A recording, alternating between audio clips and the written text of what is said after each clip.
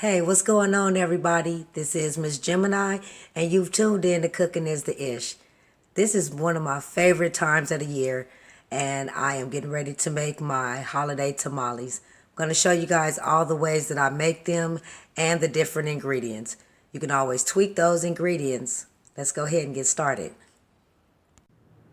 All right, so it took about 15 minutes of prep time just to get everything together. Cut up all the different bell peppers, the onion, and the garlic.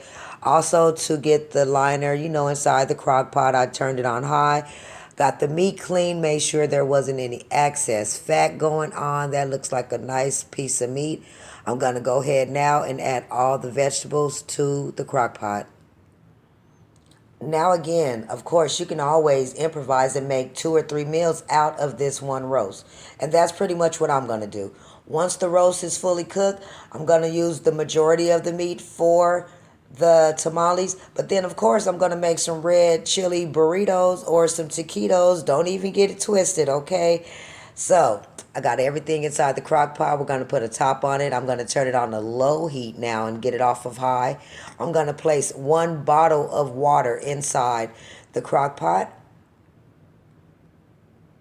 And we're just going to let this go ahead and sit until about 1 o'clock or 2 o'clock this afternoon. We're going to let this baby fall all the way apart. Once you put it in a slow cooker in a crock pot, that's what you call working smarter, not harder. You don't have to come back and be messing with it, making sure it's not burning or that you got enough seasoning. Now, the reason that I'm not going to add too much seasoning at this time is because once it starts to fall apart, we're going to use most of that broth for the masa. I almost got tongue-tied. For the masa, yeah. And then we're going to add the enchilada sauce. So we want to make sure that it has the authentic flavors that should be inside a tamale. Let's let this cook. We'll see you in a few hours. All right, so what I've done is taken 1 pack of the husk out of the package it came in. And most people will just put it inside a big bowl or just make sure that your sink is really clean and just put the stopper in and just fill it up with water. What I did was improvised again, working smarter, not harder, just an easier cleanup. I got an old enchilada tray, and all I did was fill it up with water and put all the husk in. I keep checking them.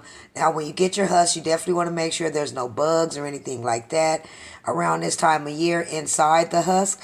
So I did go ahead and thoroughly do a check, clean them myself again, and just place them in here. Now, they're going to just soak for a few hours.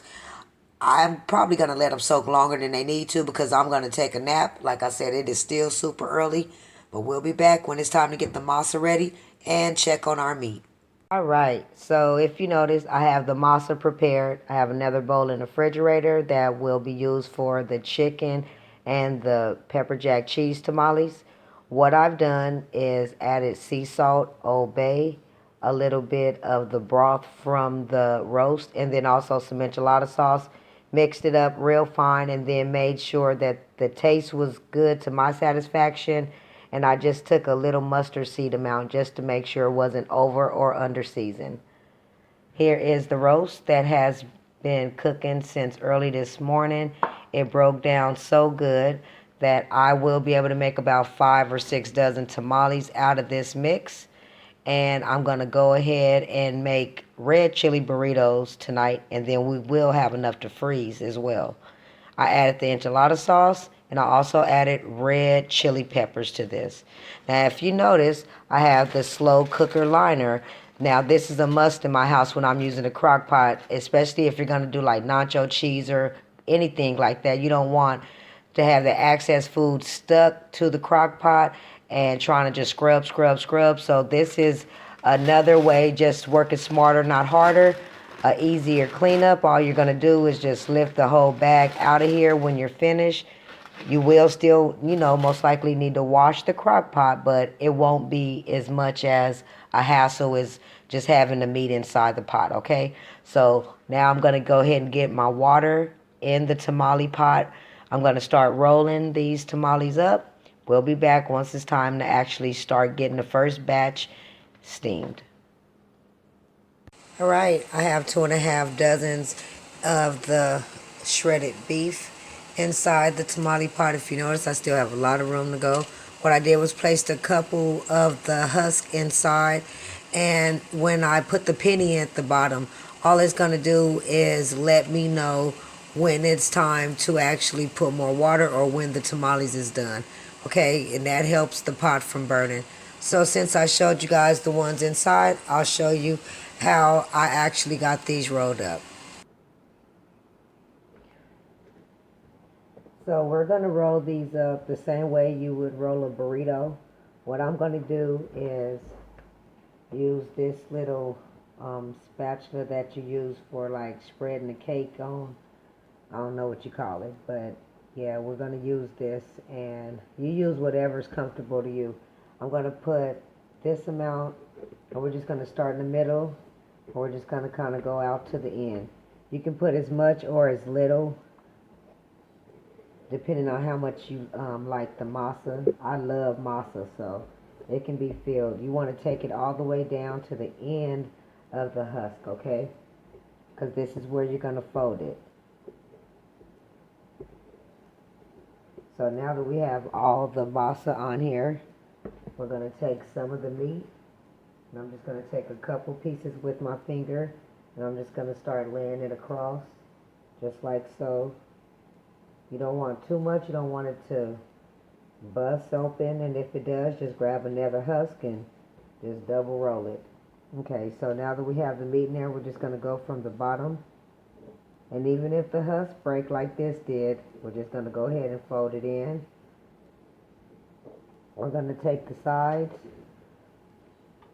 We're going to go in just like so, just like a burrito. Then we're going to take the other side, and we're going to go in just like so. Then when you fold it over, if you have a little masa sticking out, that's okay. You can actually use that as a paste to seal it up. So this is what the tamale will come out looking like. And I'm going to do a couple more only because this one was actually, like I said, broke. So, and I don't mind having a little masa left over on the cutting board only because I'm going to just use it for a paste anyway. And it helps it from keeping, from sticking to the bottom. So, all right, let me show you a couple more. Like I said, this is a job where you have to always wash your hands, and, you know, there's a lot going on, so. All right, so we have it in here just like so.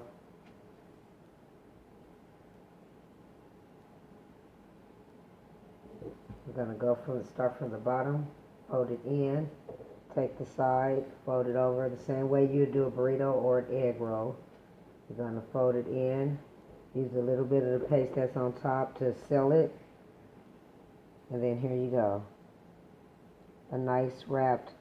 All right, family. Now this is the moment I've been waiting on. It's been about 2 days since I started these tamales, and here are 3 dozen to show you that they're completed. The pepper jack cheese, jalapeno, the chicken, and also the red beef. Now, because I've been eating on these ever since I started, I did my own little twist so I don't get burnt out on them. I added enchilada sauce, sharp cheese, and cilantro, and just made an enchilada style tamale. I definitely hope you will try to do this at home. If you don't want to attempt the job by yourself, please invite family and friends over. Have a tamale party. I definitely hope you will like the video, share, and subscribe to the channel. And please let me know what you like about the video, what you don't like, what I can improve with. Have a Merry Christmas, a blessed and safe New Year's, and until next time, take it easy.